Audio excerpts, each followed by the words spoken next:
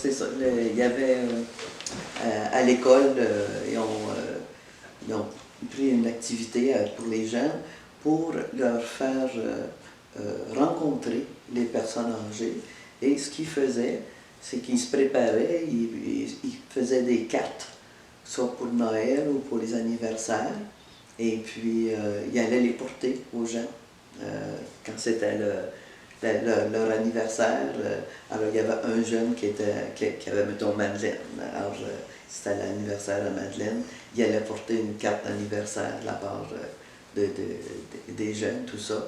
Et cette activité-là était parrainée par le CECB dans le temps, qui est le CAB aujourd'hui, le Centre d'action bénévole.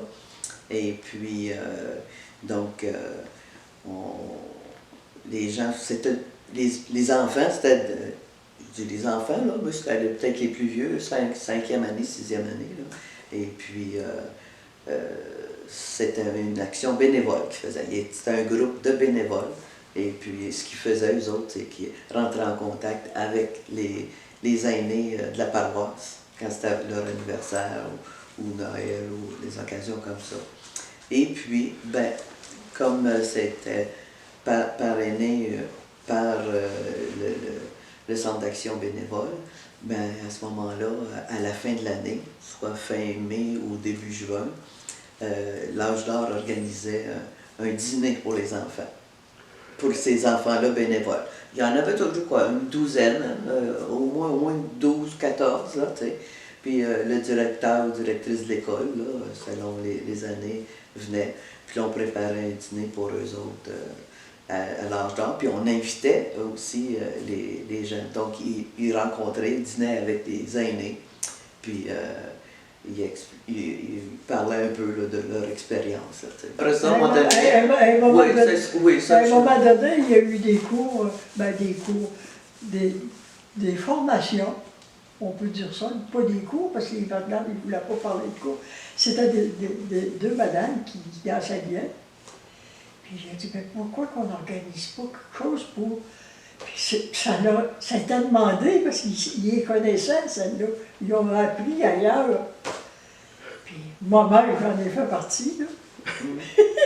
Parce que j'aimais ça, j'aimais ça danser, je veux encore ça, j'ai eu de la misère. Des cours de danse, donc, à ce moment-là, c'est ça. Puis, ben, là, le temps quand on faisait le souper de Noël, tout ça, ben, il y avait de la danse après, là, tu sais. Ouais. On avait notre petit orchestre, le violonneux, ou un autre avec sa guitare, puis un petit clavier, puis il faisait de la musique. Puis on avait des chanteurs aussi, fait qu'on faisait un petit concours amateur. Il y en a qui allaient chanter. Il y en a qui allaient raconter des histoires aussi. J'ai lu également dans la petite histoire du club qu'il y a eu des sorties à l'extérieur. Oui, dans le temps, il était associé avec la FADOC.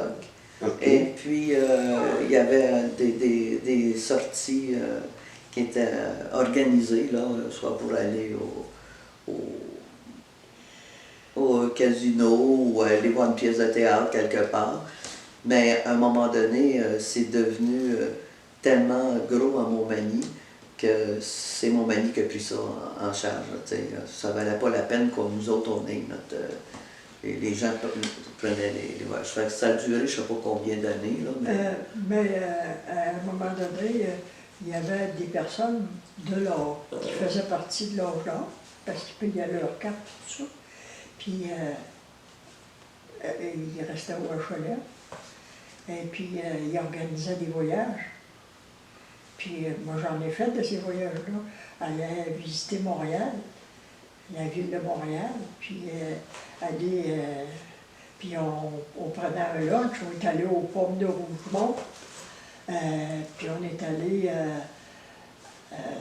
au casino, dans le temps, le casino commençait, le casino de Charlevoix.